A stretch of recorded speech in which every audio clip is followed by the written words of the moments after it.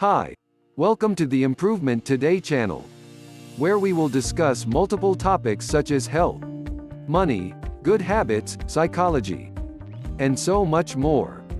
Make sure to subscribe or leave a comment. I will reply to every single one of you. Today, we are going to be talking about how to be productive when you're tired. We all have those days when we'd much rather go back to sleep. We may feel tired, exhausted, worn out, fatigued, and no amount of coffee seems to help. But work needs to get done. So how do you increase your productivity when you're running on an empty tank? If you're tired, you should rest first and work later. But we all know that sometimes that's just not an option. Fortunately, you can beat the exhaustion. From power naps to office yoga, there are dozens of simple tips that help you boost your concentration and productivity, even when you're feeling low on energy. So if you're looking for some hacks to get through a day at work or school, when you'd much rather go to sleep, keep on watching. I'll be taking a look at how tiredness affects your performance, and how to be productive when you're tired. As you probably know, not all tiredness is the same. It's useful to understand the differences between tiredness and fatigue, because they need different approaches when it comes to increasing productivity.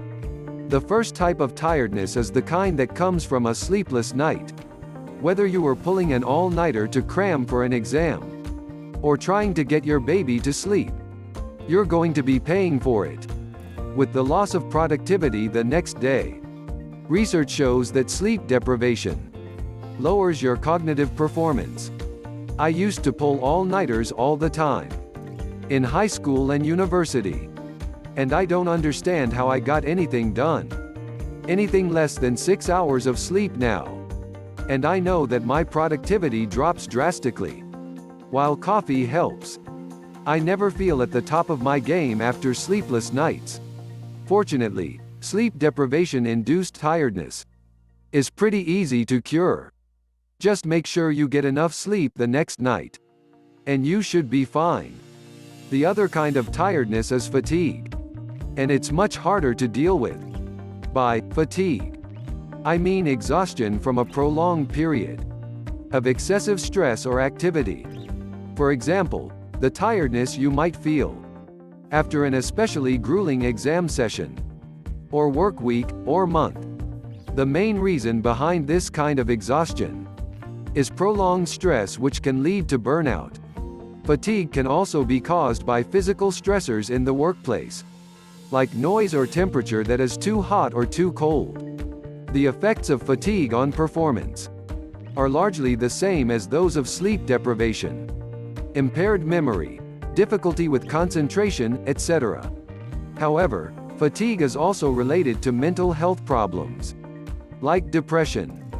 If you can or don't want to take a longer break, or change up your working habits, or if you just need to get through one workday on a minimal amount of sleep, there are still some things you can do, while they require you to still make some changes. The tricks are surprisingly easy and effective.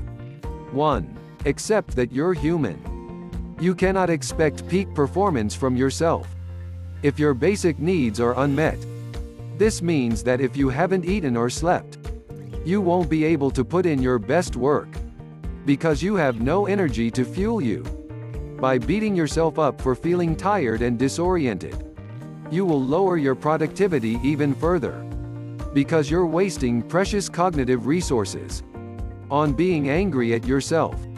If you're running on 2 hours of sleep, accept that you simply don't have the energy to do your best work ever, but focus on doing your best with what you've got. 2. Eliminate distractions. When we're tired, our attention span decreases. It's harder to resist temptations and distractions and focus. This means that you have to make your environment as distraction-free as possible. If you work in an open office where concentration is tricky, on the best of days, try working from home or at a library. If your work is tied to a certain place, try using noise-canceling earphones. and playing music that keeps you in the zone. Pause your inbox and put your phone out of sight. If constant notifications keep grabbing your attention, place a "Do Not Disturb" sign on your door or desk to stop coworkers from striking up conversations. Clean your desk or workspace, and only leave out the items you need to complete your work. 3. Get physical. I know it sounds a little counterproductive. Why should you expend precious energy on exercise when work needs to get done, while you're definitely spending some energy on moving? It also has an invigorating effect. You don't have to fit in an entire gym session. Just a little stretching or walking will do. The main thing is to stand up and move a little bit. A trip to the water cooler and back every 30 minutes may be enough. But if you have a little more time and space, you can try out some office yoga if you feel like trying something new. 4. Take a power nap. The perfect power nap is an elusive thing. You either end up sleeping too little or too long, neither of which will help you. Here's how to take the perfect nap.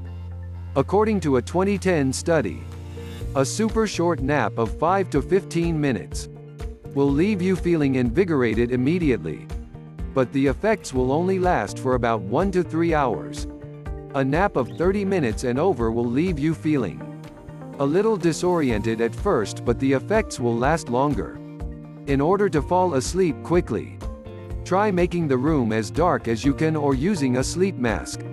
A 2003 study found that while a 20-minute nap alone is effective, you can reap even more benefits by combining your nap with either washing your face immediately after waking up, exposure to bright light 1 minute after waking, or drinking coffee right before the nap.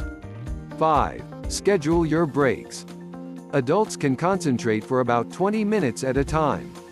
And when you're tired, you can take a couple of minutes off of that estimate. Taking scheduled breaks is important whenever you're working, but it's essential to make most of your limited energy when tired.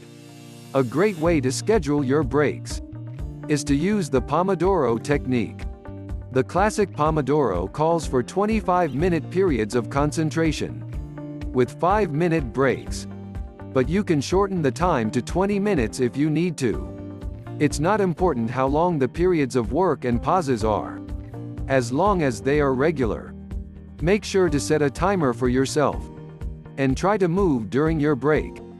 Just standing up and stretching for 2 minutes is enough to restart your brain and concentration. But make sure that you don't let your break stretch on for too long. Thank you for watching. Hope I will see you again tomorrow. Let's grow this community bigger and bigger. So I want to hear from you in the comments. Bye for now, and remember that life is good.